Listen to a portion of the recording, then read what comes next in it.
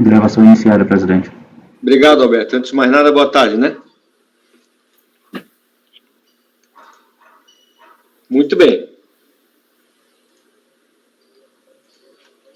Daremos início à sessão da primeira turma ordinária da quarta Câmara, primeira sessão de julgamento do CAR, período da tarde do dia 12 de novembro de 2020. Na realidade, estamos dando continuidade à sessão que já havia sido iniciada, né? Estão presentes os conselheiros Cláudio Andrade Camerano, Daniel Ribeiro Silva, Nelson Kish, Luciana Ferrara Arcanjo Zanin, Wilson Kazumi Nakayama, Letícia Domingues Costa Braga, Mauritânia Elvira de Souza Mendonça e Luiz Augusto Souza Gonçalves. Ausente justificadamente o conselheiro Carlos André Soares Nogueira. Passemos à análise, então, do processo item 92, recorrente leitura dinâmica cooperativa de consumo, relatora, conselheira Luciana Ferrara Arcanjo Zanin. Com a palavra, relatora. Esse aqui é um processo que ele trata de indeferimento à opção pelo Simples Nacional. No caso aqui, a atividade exercida pelo contribuinte era de cooperativa, e no momento da opção, o KNAE, por ele informado, era o 2143, né, que é o de atividade de cooperativa geral. Foi indeferido, né, o ingresso dele no Simples, ele interpôs manifestação de inconformidade, e o processo, a manifestação foi julgada improcedente, né, em razão da empresa não ter regularizado a pendência que motivou o indeferimento de sua opção no prazo determinado pela legislação. Inconformado, ele apresentou recurso voluntário. Aqui eu já vou passar, o relatório resumido, né, já vou passar para o voto. Conforme relatado, o litígio é decorrente de ato de indeferimento da opção pelo Simples Nacional em virtude da existência de atividade econômica vedada, 214-3, cooperativa, conforme Lei Complementar 123/2006, artigo 3º, parágrafo 4º, inciso 6º. Transcrevo aqui, né, o artigo, onde especificamente lá no parágrafo 4º ele coloca que não poderá se beneficiar do tratamento jurídico diferenciado previsto nesta lei complementar, incluído o regime de que trata o artigo 12 desta lei, para nenhum efeito legal a pessoa jurídica constituída sob forma de cooperativas, salvo as de consumo. Aqui no caso, né, a contribuinte, ela anexou aos autos, né, o seu estatuto, as folhas 12/33, arquivado junto à Junta Comercial do Estado do Rio de Janeiro desde dezembro de 2017, onde constava que a pessoa jurídica foi constituída sob a forma de cooperativa e que seu objeto social é a atividade de comércio varejista de livros com vistas a proporcionar aos seus cooperados associados a aquisição de livros, inclusive didáticos, de forma ágil e por preços inferiores aos praticados pelo mercado. Anexou aqui também, né, cópia dos comprovantes da inscrição em CNPJ, onde efetivamente ela havia a princípio informado o código 214-3. Nota-se que o KNAE utilizado pela recorrente, como apurado pela fiscalização, foi o 214-3 cooperativa, ao passo que o ideal para sua identificação enquanto cooperativa de consumo seria o código 233 dígito 0. Portanto, nota-se que ao indicar o código 2143, cooperativa, a própria contribuinte promoveu o motivo do seu indeferimento para ingresso no Simples Nacional, de modo que o ônus da prova quanto à sua classificação como cooperativa de consumo foi para si transferido. No Estatuto Social, folhas 16, a contribuinte consigna o seu objeto social nos seguintes termos, né, como já mencionei aqui para os senhores. No que tange a classificação das cooperativas, útil transcrever o artigo 10, caput da Lei 5.674 de 74, que define a Política Nacional do Cooperativismo e institui o regime jurídico das sociedades cooperativas e das outras providências, onde resta descrito que as cooperativas se classificam também de acordo com o objeto ou pela natureza das atividades envolvidas por elas ou por seus associados. Assim, tem-se que as cooperativas podem ser classificadas por seu objeto e pelas atividades que desenvolvem, sendo a de consumo caracterizada pela atividade de comércio varejistas de livros, né, com vistas a proporcionar aos cooperados associados a aquisição de livros, inclusive didáticos, de forma ágil por preços inferiores aos praticados no mercado. Tendo o restado demonstrado isso, conclui-se que é possível o enquadramento da entidade defendente como cooperativa de consumo, de modo a permitir a sua adesão ao Simples Nacional. Assim, considero que deve ser reformada a decisão acerca do indeferimento da opção pelo Simples pela contribuinte. E pelas razões expostas, voto no sentido de deferir a solicitação da contribuinte pelo consequente deferimento da opção pelo regime a partir de 1º de janeiro de 2018. Neste seguir, voto por dar provimento ao recurso voluntário. Aberta a discussão. Alguém tem alguma consideração a fazer?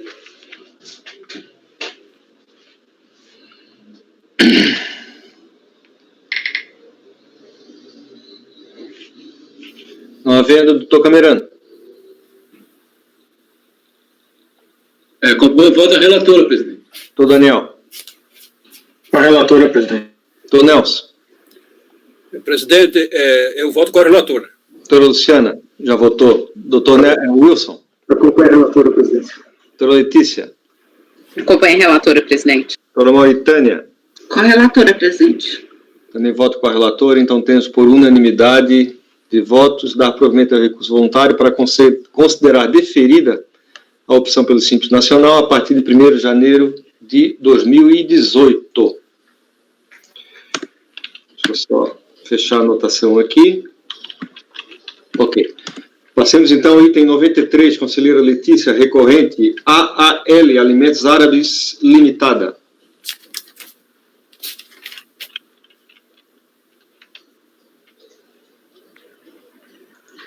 Bem, presidente, esse processo é uma manifestação de inconformidade contra ato declaratório executivo de 3 de setembro de 2014, expedido pela Receita Federal, de um ADE de 7/11 de 2014, que excluiu a empresa do Simples. Quando do julgamento, a delegacia de Brasília disse que, em obediência ao devido processo legal, o prazo para regularização e impugnação seria de 30 dias e a manifestação de inconformidade foi julgada improcedente. Inconformada, a contribuinte interpôs recurso a este conselho, alegando que o contribuinte deixou de pagar tributo em dezembro de 2012 e que realizou o pagamento voluntário do imposto em setembro de 2014. Em janeiro de 2015, na época de renovação da empresa no Simples, essa foi excluída por meio do ADE. Que a empresa se manifestou-se em 24 de fevereiro de 2015, requerendo reconsideração de sua exclusão e quitou todas as obrigações tributárias. Entretanto, a exclusão foi mantida e alegou ainda a existência de uma multa por atraso no DCTF de R$200 na data de 2006.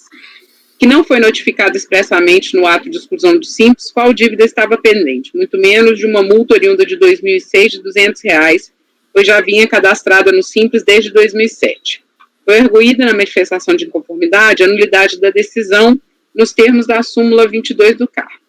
Entretanto, a decisão deixou de analisar os argumentos do recurso. Então, ela argui a preliminar de nulidade da decisão, a preliminar de prescrição da multa por atraso na entrega da DCTF. No mérito, argui que o ato de indeferimento do pedido de continuidade no Simples não foi mencionado em qual débito havia sido incluído em divitativa ou se existia outro qualquer débito. Requereu, por fim, que seja incluída a empresa no Simples. Pois bem, é uma decisão da delegacia de origem que indeferiu o pleito por perempção temporal. Verifica-se as datas que confirmaram a intempestividade da manifestação, conforme exposto pela delegacia de origem. O aviso de recebimento que encaminhou a ADE foi entregue na empresa em 22 de setembro de 2014. Além disso, com o objetivo de cientificar a empresa sobre o teor do citado ADE, foi publicado no site da Receita o edital eletrônico, em 23 de outubro de 2014. Considerando que o prazo da ciência pelo edital é mais benéfico ao contribuinte, a ciência do ADE considerou ocorrida em 7 de novembro de 2014.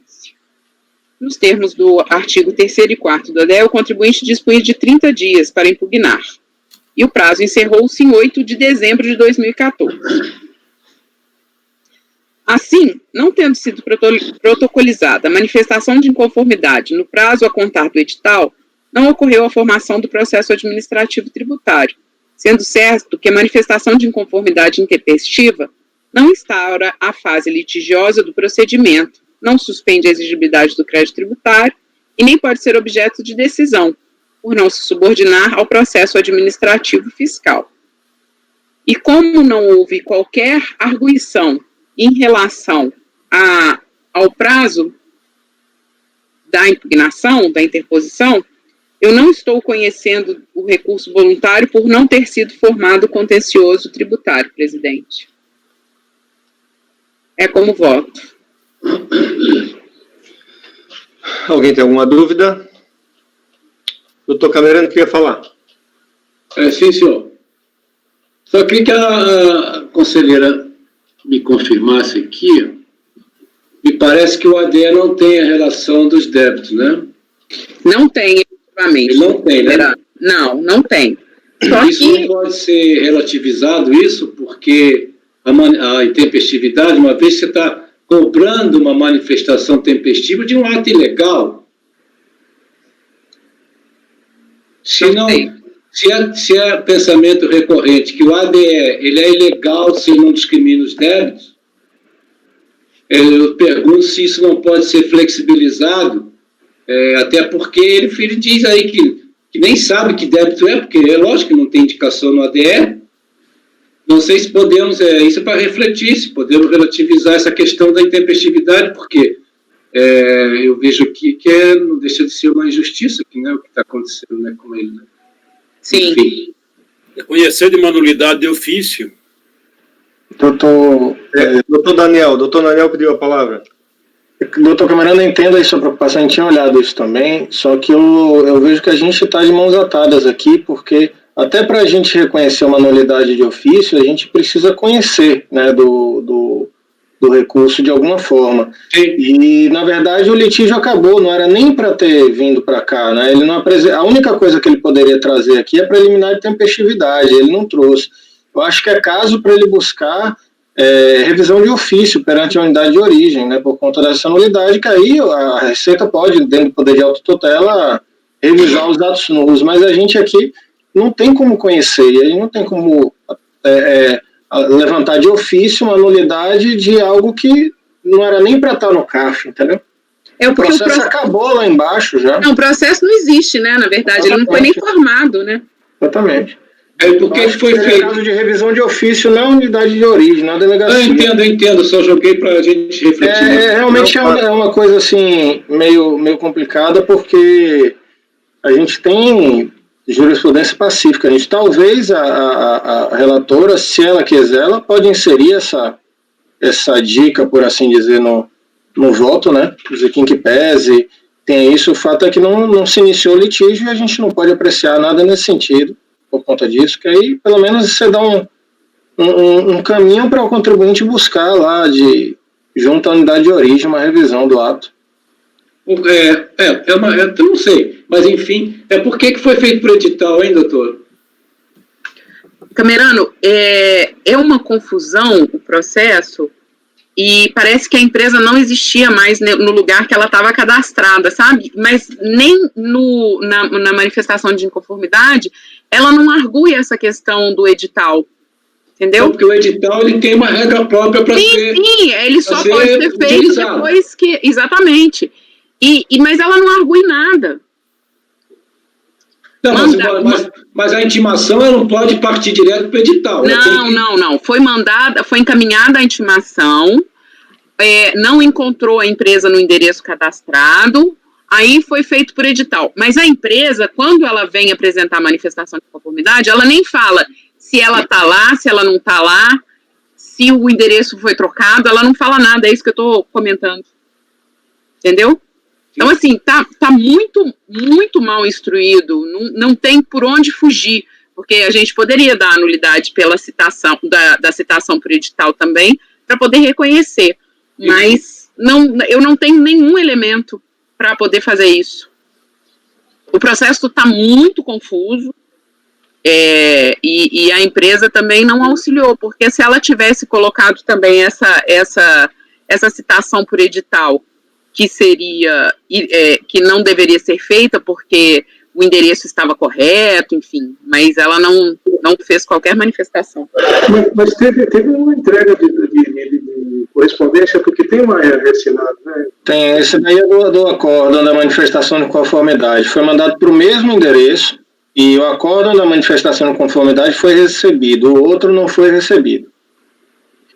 O da manifestação de conformidade foi recebido, ele apresentou recurso tempestivamente. Então, presume-se que ele está naquele lugar. Ele não estava naquele momento, tanto que o correio marcou como ausente, na verdade. Aí foi para edital. Então, me parece que cumpriu. Não deve ter portaria, nada disso, né? Então, o correio tentou, realmente a Receita tentou mandar por via postal, mas aquilo, a gente cai no mesmo ponto. A gente pode apreciar isso? Não, se a intimação fosse ilegal, sim. Eu acho que não, acho que o recurso sequer está aqui. Não, se a intimação fosse ilegal. Não sei, pode ser ilegal do jeito que for, mas para mim o recurso não está aqui, entendeu? Quem deveria alegar isso era o contribuinte em sede preliminar de tempestividade. E ele não fez isso na manifestação de conformidade, nem agora. Se ele tivesse alegado uma preliminar de tempestividade, mesmo que não fosse a correta, e a gente fosse para essa questão de uma eventual anualidade, tudo bem, mas ele não alegou. Então, assim, princípio, não sei nem se precisaria colocar para vir para julgamento. Eu acho que a unidade de origem, sem a preliminar de tempestividade, não precisaria nem distribuir o processo, entendeu? A intempestividade foi a manifestação, foi da manifestação para a DRJ, né? Exatamente. Aí a DRJ entendeu que estava intempestivo, ele recorre sem alegar nada contra a tempestividade. Morreu. Difícil, né? Morreu o processo. Muito difícil. Não morreu, não nasceu, né, na verdade. Exatamente. O doutor Nelson queria falar alguma coisa, doutor Nelson? Sim, porque se não está instaurada a lide, né, nós não temos nada a conhecer aí, né? Mesmo que tenha uma nulidade de ofício, mas, na verdade, como a gente não tem matéria para conhecer nenhuma, o processo não existe, né? É isso que a doutora Letícia está querendo dizer. Né? Bom, enfim. O voto é pelo não conhecimento do recurso. Doutor Camerano? Acompanhe a relatora, presidente. Doutor Daniel? Com a relatora, presidente. Doutor Nelson? Voto com a relatora. Doutora Luciana? Realmente é uma situação difícil aqui, mas eu voto com a relatora, não tenho o que fazer. Doutor Wilson? Eu acompanho a relatora, presidente. Doutora Mauritânia? Com a relatora, presidente. Então temos por unanimidade de votos não conhecer do recurso voluntário nos termos do voto da relatora. Item 94, doutor Daniel Cláudio Rodrigues e Cacilha, Sociedade de Advogados. Presidente, eu vou tentar resumir aqui, porque a matéria é conhecida da gente, a gente tem diversos precedentes nesse sentido. Tá? A empresa foi intimada da existência de um débito, tá, por uma multa de atraso ou falta de entrega da CTF no valor de R$ 123,87. Tá? Dentro do prazo, o termo de indeferimento foi por conta dessa dívida. Dentro do prazo, ele fez o recolhimento do valor. Só tem que mudar aqui. Um segundo aqui. Não, desculpa, ele tinha o débito, aquela multa acho que é de R$500, ele fez o pagamento do valor de R$500 e sobrou uma diferença aí, muito provavelmente pela correção, tá? Que é aquela... Não, vou marcar aqui, eu estou na dúvida. Porque a multa é de R$500, não é isso? Tem 500 e tem 123 e tem um saldo devedor de 31. Eu vou marcar aqui para confirmar aqui exatamente o que é que... não, desculpe. Ele pagou os 500, tá, de multa, só que pagou sem correção, aí gerou um débito de 123, ele foi lá e pagou também dentro do prazo, quando teve um deferimento de 30 dias, só que muito provavelmente por conta de uma diferençazinha de correção, quando alocou esse pagamento de 123, ainda sobraram R$30, R$32 de débito. Aí ele teve a opção do Simples dele indeferido por conta disso. Eu estou aqui aplicando aquela decisão que a gente vem aplicando quanto à questão do erro excusável, tá? Entendendo que a intimação quanto ao débito ela não foi clara o suficiente, o contribuinte cumpriu dentro do prazo, a questão da razoabilidade, de se dentro de uma situação de erro excusável como esse, se excluir um contribuinte por conta de uma diferença de correção de R$32, excluir não, né? Não deixar que ele ingresse no programa do Simples, é um voto conhecido, eu vou poupar aqui os senhores, eu cito aqui até um voto do conselheiro Camerano também, dessa turma, nesse mesmo sentido, que a gente tem usado aí como base, também cito outros precedentes dessa turma ordinária também, no mesmo sentido, quanto à questão do erro de fato, quando tem essas pequenas diferenças de correção, por falta de informação, porque assim, o que deveria acontecer, se indica o débito, no momento que ele vai emitir a guia, já deveria ser emitida já com os valores devidos e corrigidos até aquela data, né? Então o contribuinte fica correndo atrás, e nesse caso aqui, por 2 vezes ele cumpriu dentro do prazo, só que mesmo assim sobrou um residual aí de correção, nesse caso aqui R$32,85. Então eu vou aqui